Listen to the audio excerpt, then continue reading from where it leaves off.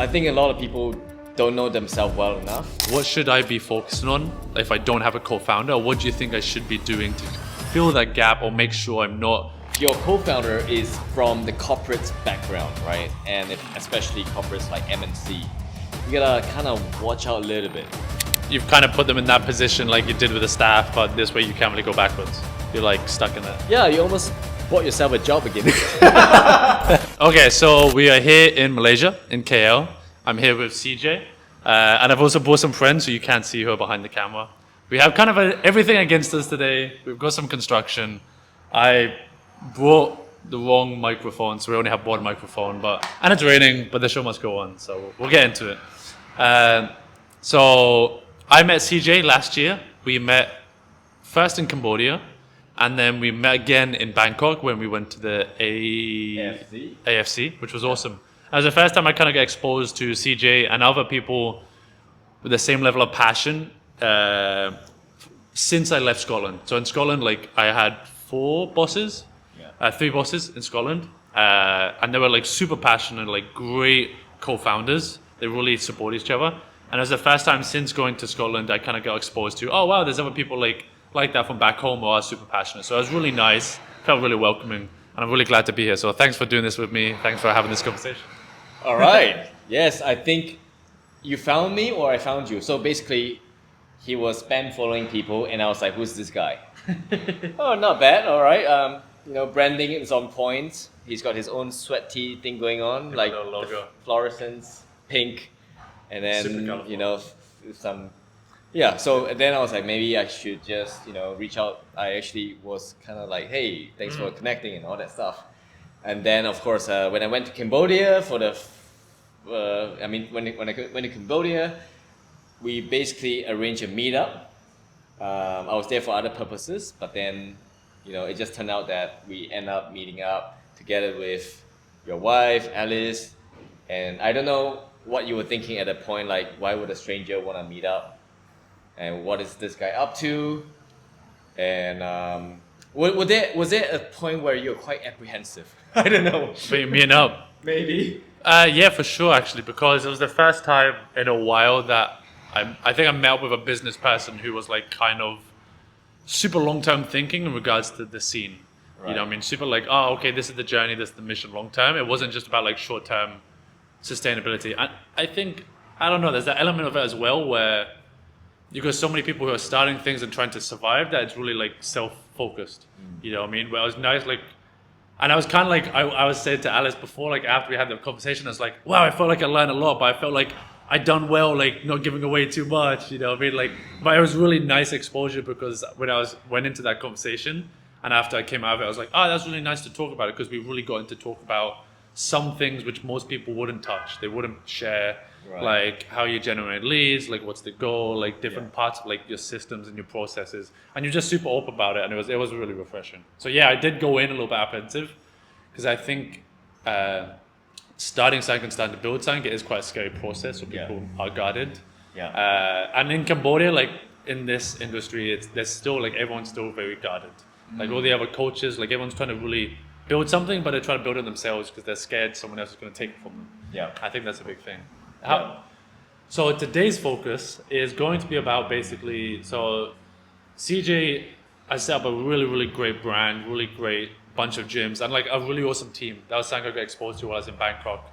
And that's something I kind of like judged your character a lot by. And I met you that first time in Cambodia, and then when I met you in Bangkok, everyone who worked with you spoke so highly of you. And like, yeah, they really showed that they cared about you because you had reciprocated that first. You had given a lot first. So taking away that, I was like, okay, I'm going to meet CJ again, and I've always stayed in touch. But today, and like why I came to Malaysia, was kind of the idea of coming here and like asking you questions about things I'm facing in my business, or basically what you've done in your journey that you might be able to expose me to early, or we can talk about now. So I can get a heads up on it, or maybe challenge some of the struggles I'm going through to like be like, okay, this is why I would do differently, whatever. So it's basically me opening up a bit about my business and being vulnerable, and then you also giving yourself an opportunity to, if you were to give someone a heads up, like yourself, your younger self, what you would say. So that's the topic of today. Yeah. You ready to dive into it? All right. It's a big Yeah. long-term package. Very, very good question. What would I say to my younger self? I think, in order to win a battle, you have to know yourself really well as, of course, the market and the competitor. But I think a lot of people don't know themselves well enough, and they don't know that, they don't admit that they are weak at certain thing, and they're trying to push through it. Yeah, it's fair to say that you have to work on things you're not good at, but for how long, right? So my personality is very much like a person that I'm just very inspiration driven, and at the same time, I'm very dominant, right? I would just get things done. I would just, pioneer things. But then, I wasn't aware that there are certain things that I should just not even try to be good at, and I need to quickly find partner that can really do that for me. And I would say, that was what held me back from growing at the earlier stage, right? Just trying to do everything myself, because the thinking was always like I could do better, I can do faster, and all that Sure. stuff. So it was a lot of limiting belief. And then the next one is actually, we all want to start business, right? The idea of starting business can be quite exciting, but then the thing is, we have to all ask ourselves, out of 3 ways to end a business, which one do we want to choose, right? And then build a business towards it. So what are these 3? The first one is obviously closing down, which is not a very, very good end. It's not the desire. Nobody plans for it, but actually it happens to most people. The second one is basically going IPO, right? So that's one way to end a business. Well, you go IPO, eventually you get out of it, you get someone CEO to take care of it, or you get out completely. The third one is being acquired. Yeah. So basically, having a bigger player come and basically say, out. hey, buy you out, and then you can be like, maybe in a year time, get out of it. So we all have to have an exit mechanism, regardless how passionate you are, how far you think this business can go. So that was something that I didn't have in mind. And when I got into my first venture, it was just like, out of how cool things can be, how passionate I was building things based around that. But then really there was not going to be any great exit mechanism, because the business would not be sold at a good price if I was to get out of it eventually. Things change, life happens. And then neither it would be having a chance to be going IPO. So along the line, I realized the importance of having the end in mind when it comes to starting a business. So important. It's always like, okay, we're starting this business, what's the end goal? Yeah, so that would be something I would tell my younger self, because then a lot of decision will be made based on that. For example, if I was to be a very valuable business, I would not have spent time to look for a location that is 500 square meters or 5,000 square feet. And I was looking for that all the time, and I was saying no to smaller size studios, like 200 square meters. I was like, nah, I need it to be bigger, right? But today, my mindset is very different. The smaller is better, 200 square meters is fine, but it's very scalable. And if one day I was to exit, hopefully by then it will be more valuable than having a big 1,000 square meter space with a lot of members, but to be honest, it will not fetch a very high buyout. So I'm going to give you 3 questions on that. First one, let me ask you about your co-partner. So you said you had a co-partner at the start. I think you mentioned it a few times to me. Recently, I was looking for a co-founder to go work with me to kind of fill in the gaps that I'm not good at. So there's a lot of things I'm not good at. And I think having a co-partner that does have the same vision, but does enjoy the stuff you don't like, is super useful. And I got to see that when I was back home in Scotland. So we had one guy who was great at being assertive and like handling tough conversations, whether that was with like churning members, whether that was complaints, or whether that was like management.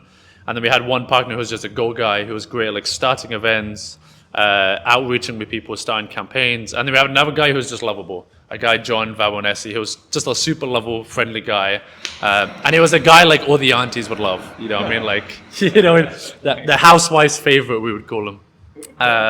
So on that regard, like, when you're starting with a partner, talk me about like kind of like what you're looking for in a partner, a co-founder. And then more specifically to me, if you don't have a co-founder, is there any recommendations in regards to how can I make the most of my time and like what I should be doing what should I be delegating? You know what I mean? Like, what should I focus on? What should I not focus on? Like, spending my time. Because I can get lost making a Facebook ad for like 4 hours because I'm no good at it. So I'm like, should I be doing this? You know what I mean? So on that, who should I be looking for? I'm looking for a co-founder. What should I look out for in regards to risks? And how should I be spending my time if I can find a co-founder? That's my question. All right. So basically, there was a very interesting game that I went to a seminar and they got all of us to do. So basically, they were saying, okay, imagine now there's a $1 million funding, okay? And in this room, there are all of you here from different backgrounds, different professions. Now, you gotta form a team that you believe will make this business work with a $1 million funding. So everyone needs to be pitching about themselves, like how they can actually be part of the team, you know, be a great contributor.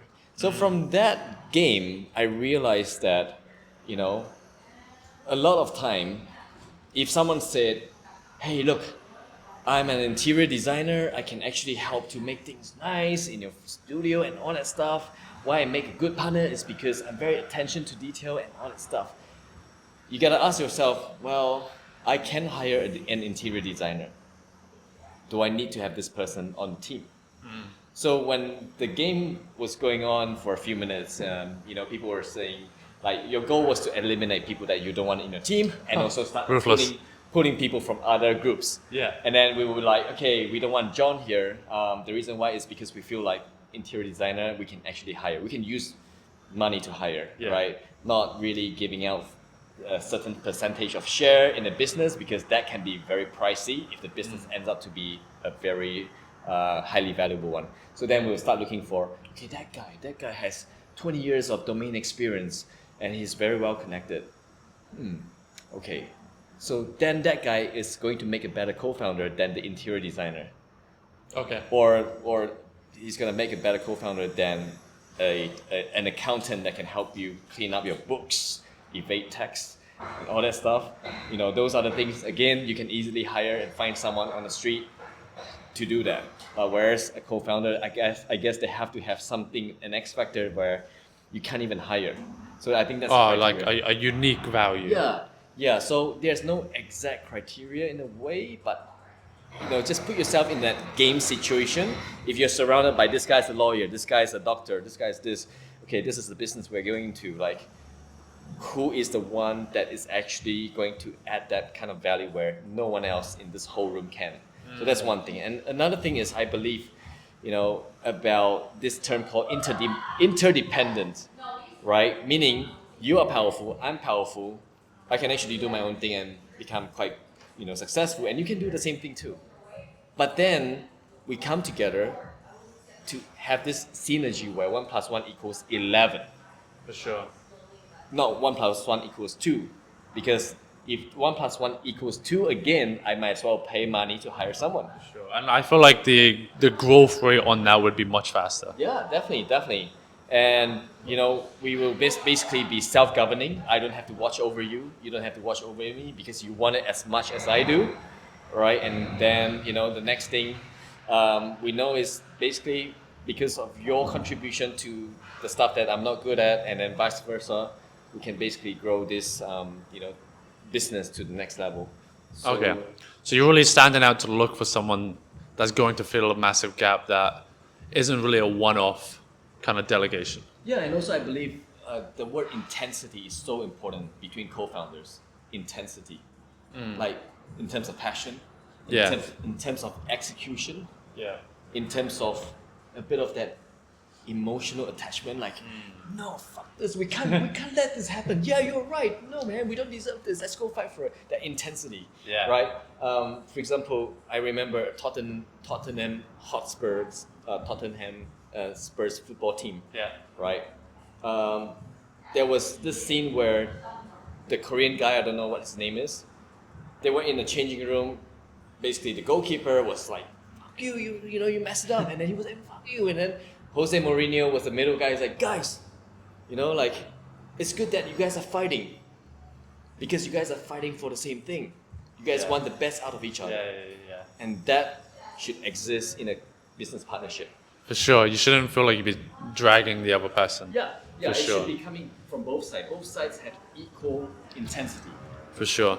and that's so important. I mean, skill set wise, to be honest, that is secondary. Yeah, it's like attitude first. Yeah, attitude Yeah. first and then skill set. What? So if you can get a co-founder, what should you be spending most of your time doing? Because what I really enjoy like working with people hands on, and the actual coaching aspect, which I'm sad to delegate at times, but it needs to be done. And I'm really driven to like build kind of an experience, and build a community and build an experience that ties in with that. So I want people to come in, have the same experience. I want it to be fun. I want there to be an element of care and also like attention to details. So I get really lost in building this. I love it. So like the systems and the process and how we're going to do it.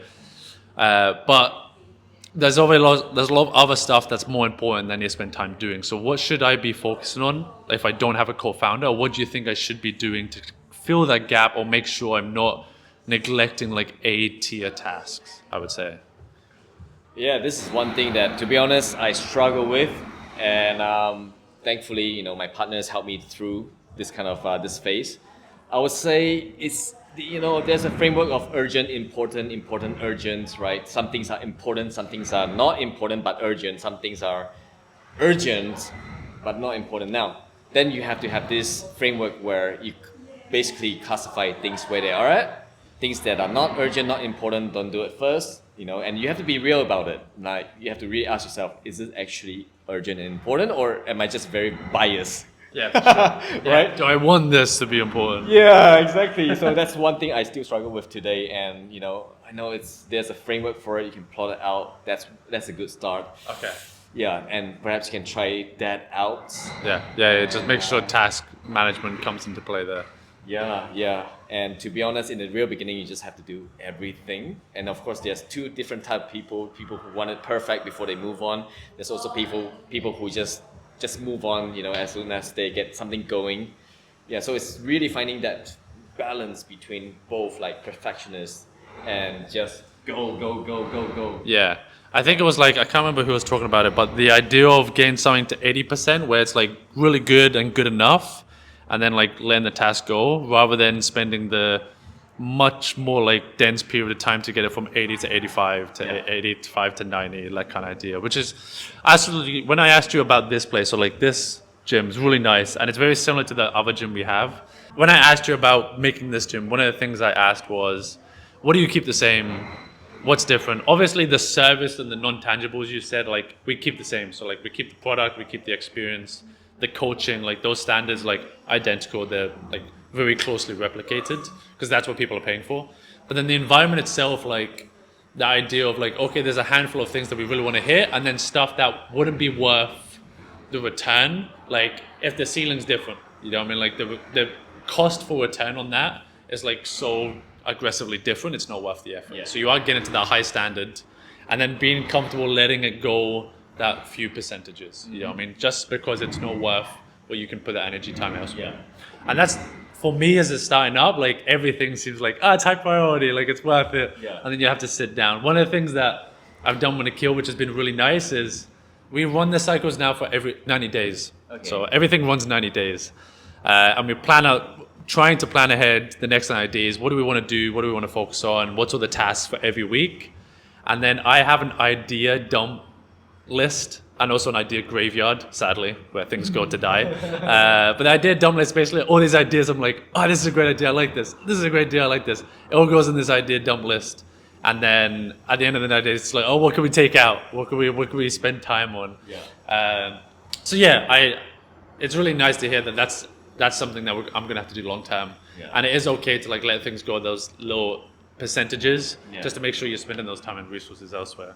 Yeah. Now, what is your experience with bad partners? Because I know some of your first staff or your first co-founder can basically destroy a business. Like if your first coach that you hire wants to run into the ground with bad attitude, they probably could. So what's some of your experiences you've had with staff?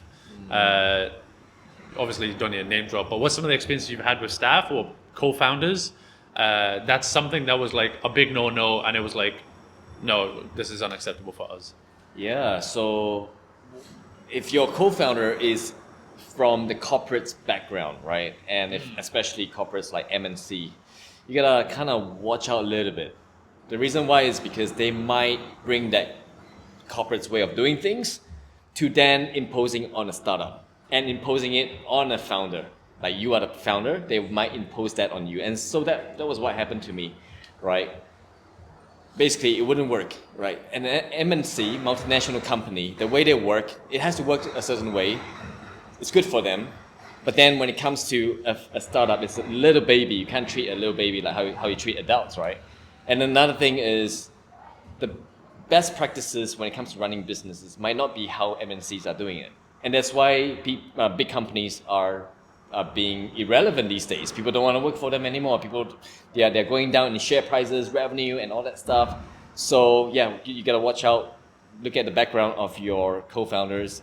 Sometimes they might be lawyers, they might be doctors that say, hey, I can help with your business structure, whatever.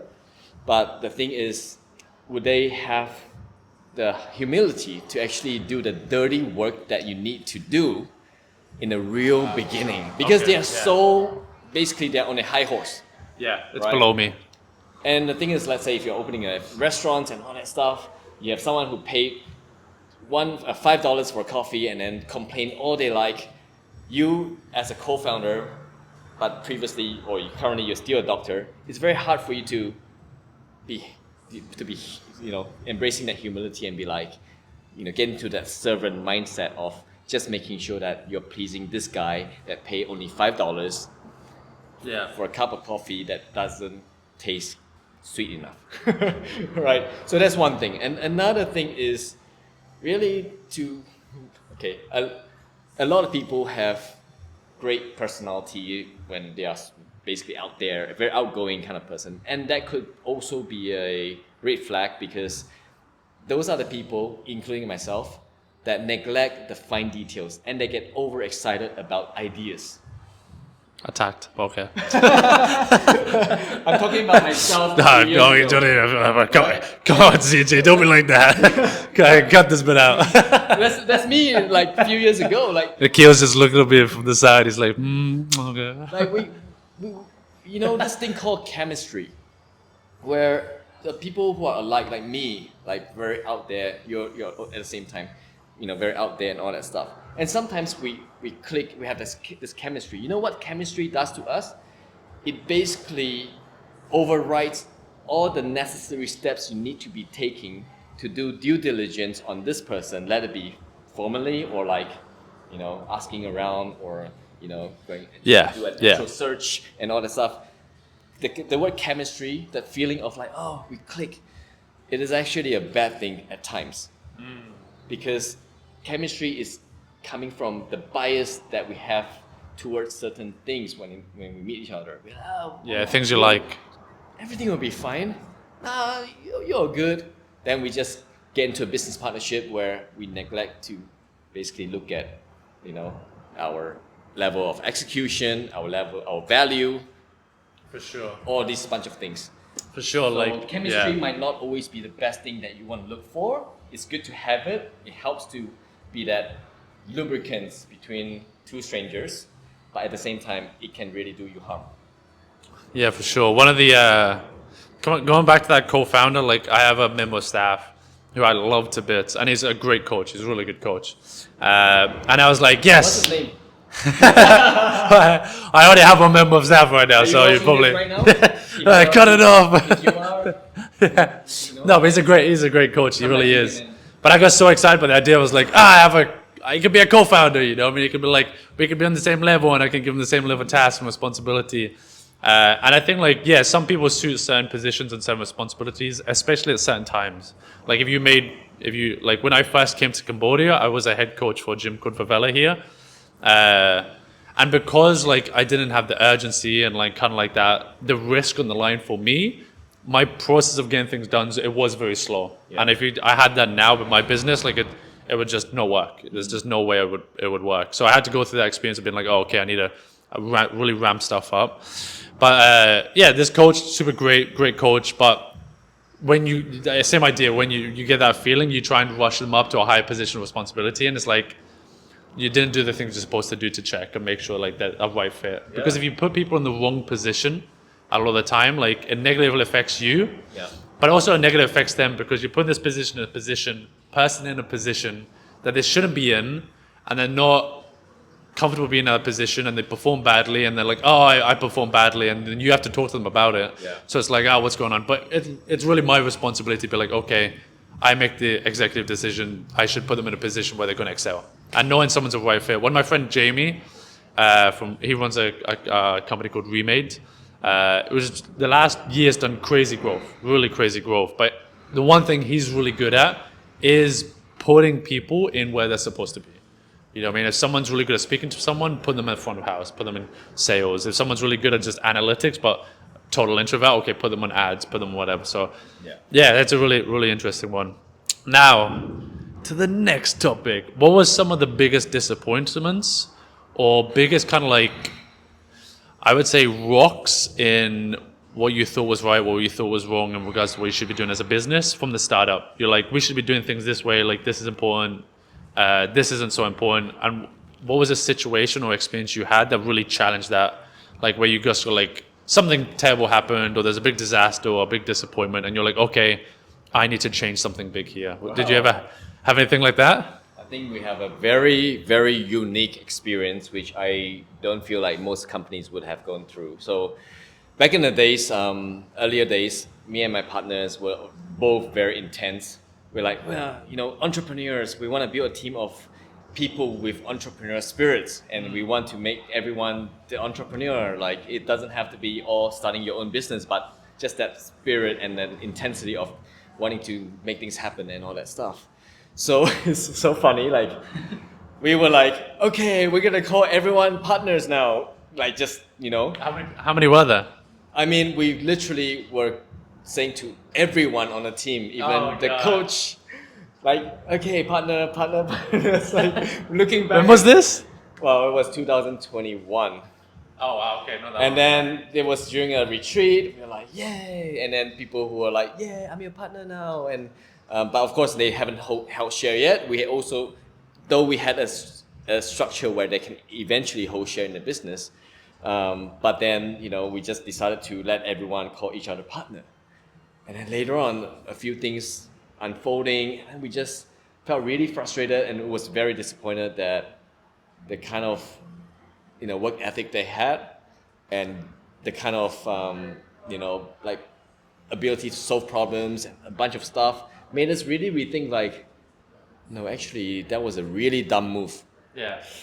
To just be making everyone partner, because the name itself, the word itself, partner, should hold a lot of weight. It means someone who is willing to go through the shit time with you, and eat ramen noodle for like a month, if that's what it takes, or like the cup noodles, if that's what it takes, right? I mean, we're in Malaysia, food's pretty good here. Ramen noodles at the street food still sounds pretty good. So, and then we decided, and then, I mean, people were just calling themselves my partner. And then I'm like, okay, stop, just stop. And it was just like expectation, reality was a mismatch, and we just had to just be upfront with everyone. Guys, I don't think we're gonna just use this word partner again. You have to earn your right to be called my partner. For sure. And this is what it takes. For sure. So that was a disappointment because we had gone through some crisis where there was one time when one of the team was kind of like threatening us to mass resign, and so this is one thing that Yeah, I had a very similar experience about that. Like, I was talking to that coach. You just get a bit emotional and you're like, let's go. I'll give you a big equity, which I think you should do if you have a co-founder. Like, go big on the equity. You know what I mean? Like, commit. But I was like, we're gonna go big on the equity. We're gonna split it, and then. It was like I had to reassess and be like, okay, do you know what? Like, he is a better fit for this position. Like, he excels there right now, and that's where he should be. Like, I had sat for a while, and Nikhil helped me as well. I sat for a while, and I was like, I need to have a tough conversation, and like clarify things, and like make sure everyone's in the same boat. And we did. We had that tough conversation. But luckily for me, like, that's a much lower scale of exactly what you're talking about. But it is like that realization of shit, I might have like said things I should have like thought about more. Yeah, I mean, people like you and I, we just love to sell the dream and ideas, Oh, for right? sure. And I mean, I'm a lot more toned down these days, and I hope that the same goes for you. Because once words are being said, it's very hard to pull it back sometimes. For sure. Yeah, yeah. sure. So, yeah. I'm currently making the transition. Right now, we have around 44 members. We're a small PT business, so most of our members come in 3 times a week. That's how it works. And they join the sessions, and they train with everyone who's like them. And we have at least one coach per 6 people. But everyone has their own training program, own software, everything like that. This is kind of a scale up from what it was before, where it was like more self-employed, and it was just, hey, I'm a coach and I coach people. But now it's like, it's scaled up from that to what it is now. It's like, okay, this is an actual business. And the next stepping stone for me would be, okay, we have, I think it's like 3 or 4 locations we use, but all of them is my stick with it. I guess maybe it's not as big, as important as I think it is, but all of them, the facility and the experience is very different because I can't control the environment. Yeah. So some of them are super quiet and it's isolated. Some of them is like packed gyms. It's not so nice. So it's like, okay, the next step in regards to like doubling down on this business is like have an environment we can control and make sure we control other stuff so the experience. So how did you get funding for your first location? What did that look like? And if you were to advise like myself in regards to how I was going to go about it, what's some of the things you would recommend, routes for me to explore and things to stay away from? Right. When it comes to exploring funding, it really depends on who you talk to and what they propose to you or counter propose, right? For example, you might end up with meeting people who are very practical. They are like, okay, I can fund you, but what is the ROI per annum? Or there are some people who are more like, you know what? I believe you can go very far. I don't mind taking the risk. And ROI per annum is probably not the most important thing right now if you were to grow. They are the angels, they're happy to put money down without seeing the return much earlier on. So there are 2 types of people, right? So of course, not every day you'll face an angel, right? The person that just say, here's the money, I don't mind not getting anything back for the next few years. It's very, very hard, right? So it's a bit of a luck as well, especially if you're not in the area or if you don't have network that is allowing you to go through many different people to pitch to. So if you don't have any luck with that kind of person, that kind of angel investor, they call it the first person that invests in the business, then the ones who are very practical, they want to see that 15% ROI, whatever, fine, you can go with them. But you can structure it differently, I believe, where the angel, you can always, they commit to you for the long term. That means you also want to take them with you till the very end when you do a big exit, because they deserve it. They believe in you before anyone else does. They choose to see things that people cannot see, right? Imagine Instagram earlier on, the first few years, they weren't making money, but investors were putting money in because they believed this thing would go big one day. So you want to take this kind of investor all the way, take them with you. Don't try to eliminate them when you have success, right? Trying to structure it differently so they're not part of it. I think a lot of people are doing that so that they can somehow have the whole piece of pie to themselves. But I think ethically it's not nice to do that. But whereas for investors who are just very practical, they want 15% per annum or some sort of return per annum, then I would say you can just confine their investment into just this branch.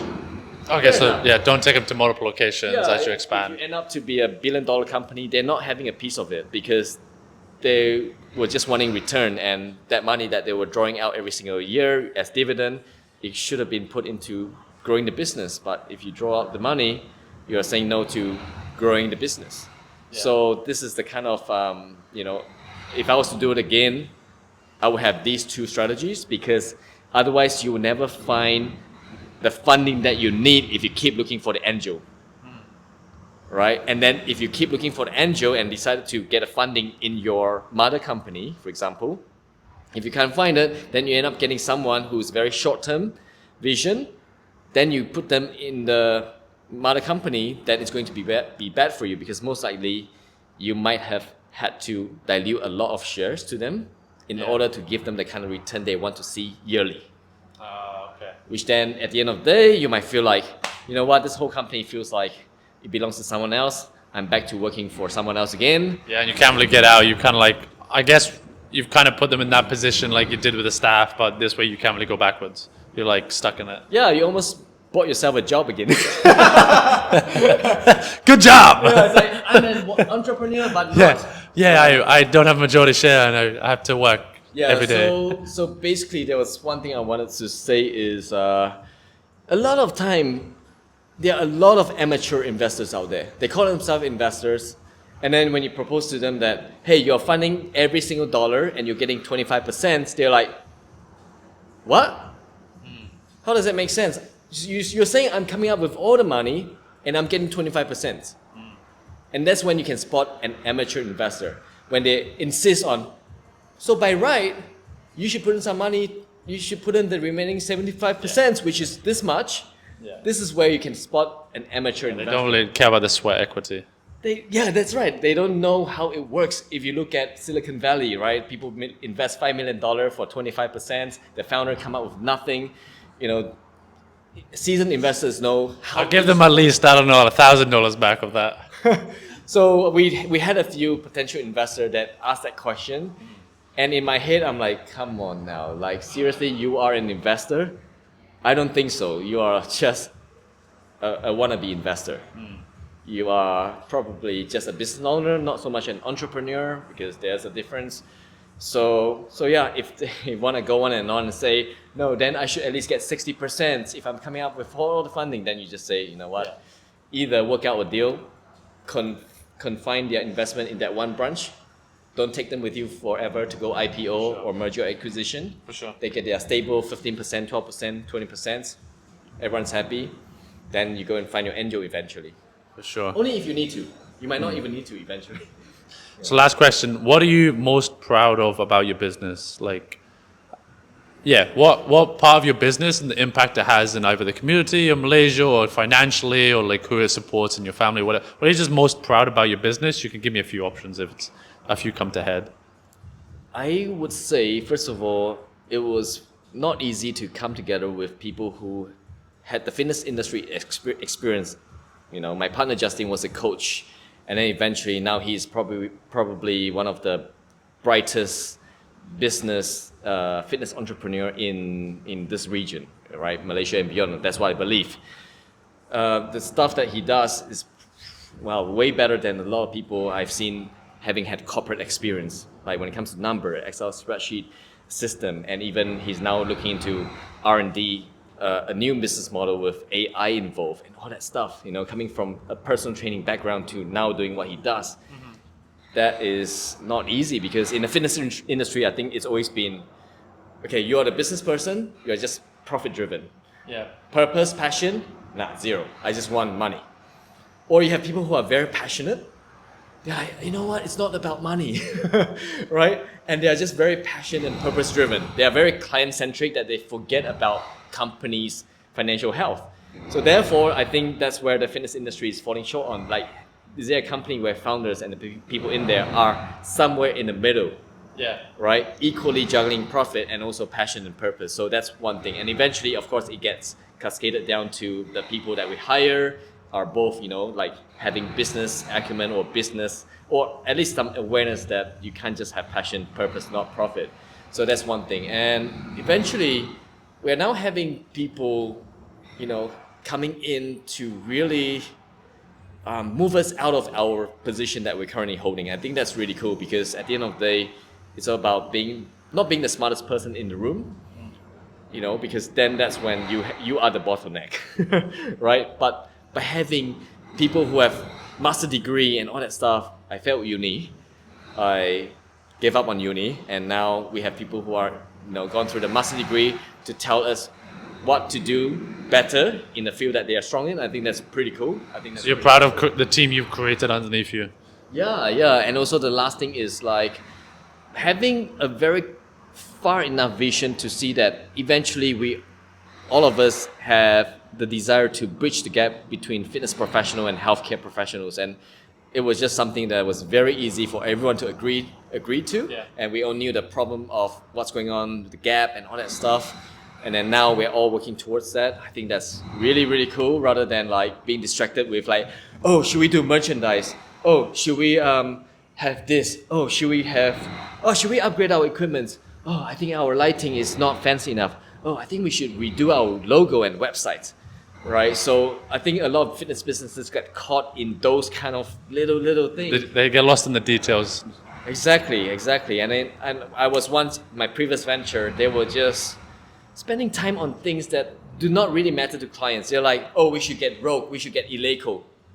Yeah. But a 45-year-old female woman that come in to train, they won't care about your Rogue and Eleiko. Yeah. They For sure. can't tell the difference. Sure. Yeah, for sure. Absolutely. Right, well, thanks so much, CJ. So I was very furious. No, get out of here! Get out of my They gym! think that way. Oh, like, I need ice cream to recover we're from not this. BC back, so stop asking for Eleiko and Rogue. Yeah. We get it from China, alright? It's okay. Nothing from China. But it has the brand on it, so it's okay.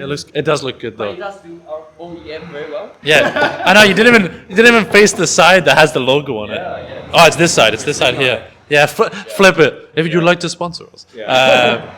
Well, thanks so much, CJ. Thanks for hosting us. As always, you're a great host. We're gonna go lift and check out another gym now. Yeah, which is let's awesome. go. I will get him to lift at some point. He skipped yesterday. Just so you know, he skipped the workout. Everyone was here. Venus wasn't here. Yeah, thanks so much for having us.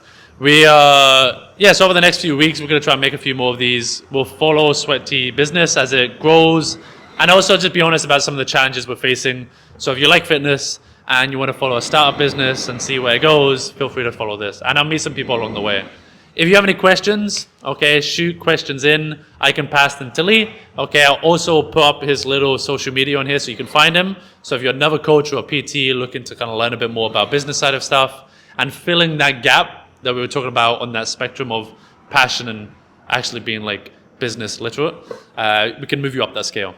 So if you have anyone who you think would be interesting to get on here and talk to about business or fitness in Cambodia or other parts of Asia, let me know. I'll also be in Singapore next month with Lee. Yeah. Woohoo! Woo! Yeah, it's good. It's going to be fun. Okay, so looking forward to that. So if you are in Singapore, I don't think you will be, but if you know anyone in Singapore, okay, give me my number. Give them my number. Okay, thanks so much. Pleasure Yeah. as always. All right. Okay, see you guys.